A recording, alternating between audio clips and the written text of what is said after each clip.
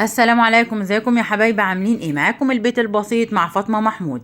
احبائي واعزائي الكرام محبي علم الفلك والابراج والارقام، معانا خبر النهارده. ملكة الفلك نيفين أبو شالة تتوقع لبرجين سيسطع نجمهم في سماء الحظ والخير والسعادة والنجاح، هيغرق حياتهم وفقا لتوقعاتها. أولهم توقعات برج الجوزاء ل 2024، تحولات إيجابية في جميع جوانب الحياة. الجوزاء أحد الأبراج الهوائية التي يتميز أصحابها بقدرتهم على التكيف والتغير. سيشهدون عام 2024 تحولات إيجابية كبيرة وفقا لتوقعاتها.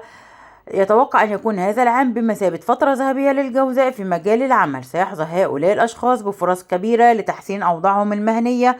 سيحصدون ثمرة الجهود السابقة مما يعزز مكانتهم في محيطهم المهني. كما أن التحولات الشخصية ستكون واضحة، حيث ستعزز الطموحات والقرارات الحكيمة علاقتهم بمحيطهم الاجتماعي.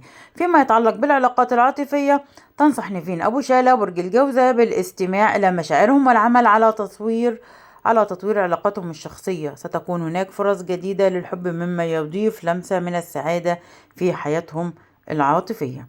البرج الثاني، توقعات الميزان ل 2024 استقرار ونجاح مستمر. أما بالنسبة لمواليد برج الميزان فإن 2024 سيكون عاما مليئا بالاستقرار والنجاح المستمر بحسب توقعات نيفين أبو شالة. فإن الميزان سيتلقى دعما قويا من الكواكب مما سيساعدهم على تحقيق أهدافهم الشخصية والمهنية بسهولة.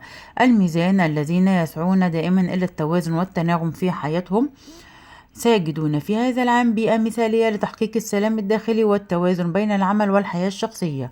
الجانب العاطفي لمواليد برج الميزان سيكون أيضا في ذروته، حيث يتوقع لهم تحسن كبير في علاقتهم مع شركائهم.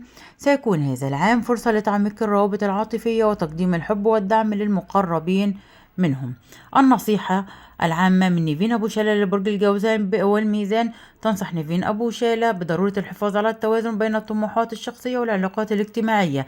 يجب أن يركز على التحسين المستمر لأنفسهم سواء على الصعيد المهني أو العاطفي، ولا يترددوا في اتخاذ القرارات المصيرية التي قد تؤثر في حياتهم بشكل إيجابي. وبكده حبايبي يكون ده الخبر بتاعي والفيديو بتاعي النهاردة. مش تنسوني في اللايك والشير والسبسكرايب وتفعيل الجرس. والسلام عليكم ورحمة الله وبركاته.